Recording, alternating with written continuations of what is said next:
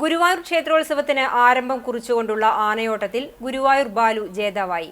ആദ്യമായാണ് ബാലു ആനയോട്ടത്തിൽ വിജയിയാകുന്നത്.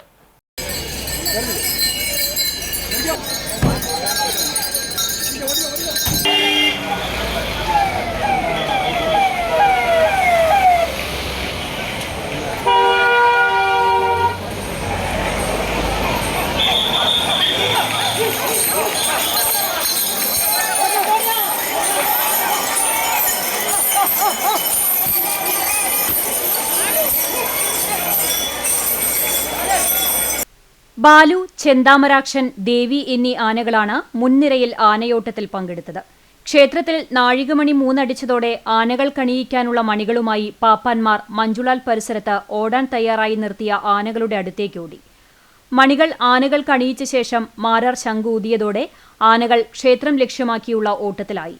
ക്ഷേത്രഗോപുരത്തിലേക്ക് ആദ്യം ഓടിയെത്തിയ ബാലു വിജയിയായി പ്രഖ്യാപിച്ചു.